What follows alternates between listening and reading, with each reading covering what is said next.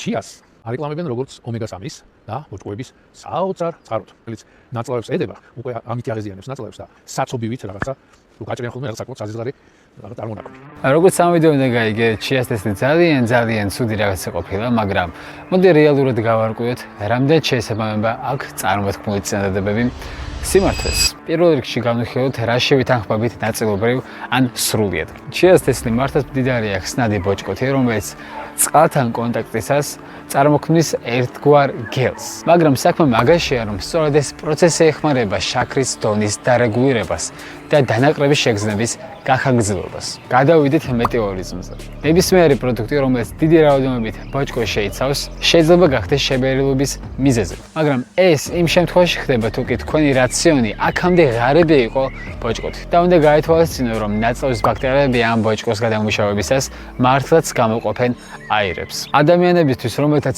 აქვთ ნაწლავის ანთებითი დაავადებები, ჩიას ტესტმა შესაძლოა მართლაც გამოიწვიოს დისკომფორტი მისი ტექსტურის გამო. ახლა გეტყვი რაში არ ვეთანხმები. პირველი ეს არის საცობების წარმოქმნა. საერთაშორისო მედიცინაში ჩიას ტესტი პირიქით ხშირად გამოიყენება შეკრულობის ანუ ყაბზობის სამკურნალოდ. რაც შეეხება საცობს, ის მხოლოდ იმ შემთხვევაში წარმოიქმნება, თუ კი თქვენ საკმარისი რაოდენობით წყალს არ სვამთ მასთან ერთად. ანუ შრად არ უნდა მიიღოთ. ჩიაში შემავალი ბოჭკო მუშაობს მხოლოდ წყალთან ურთიერთქმედებისას. მის გარეშე მან მართლაც შეიძლება გამოიწვიოს ნაწლავური გაუვალობის იშვიათი შემთხვევები.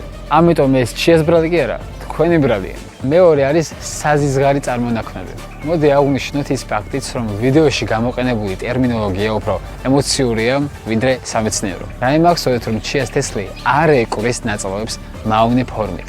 ის უბრალოდ ნელა გადადგდება. და სწორედ ეს ნელა მოძრაობა უწყობს ხელს საჭმლის მონელების პროცესს. ასევე ნახსენებია, რომ ჩიაში შემავალი ომეგა-3 უბრალოდ რეკლამაა და არანაირი კავშირი არ აქვს სიმართლესთან. მაგრამ ჩვენ ვერ გავაქცევით იმ ფაქტს, რომ ჩია მართლაც შეიცავს ომეგა-3-ს.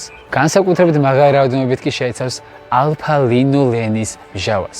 მართალია ის ისე ეფექტურად არ აითვისება როგორც თევზის ცხიმი, მაგრამ მცენარეული წყაროებიდან ერთ-ერთი საუკეთესოა. და საბოლოოდ როგორ მივიღოთ ჩია უსაფრთხოდ.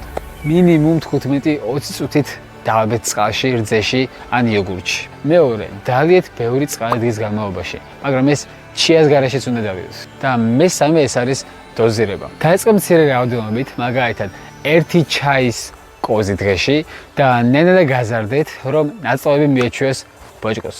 დიახ, ვიდეო აზვიადებს არტყეებს, თუმცა სწორად მიუთითებს იმაზე, რომ ბოჭკოს ჭარბმა და გაუაზრებელმა მიღებამ შესაძლოა დისკომფორტი გამოიწვიოს. იმახსოვრე, რომ ჯანმრთელი ადამიანისთვის სწორი გამოყენების შემთხვევაში ჩია ერთ-ერთი ყველაზე სასარგებლო სუპერფუდია.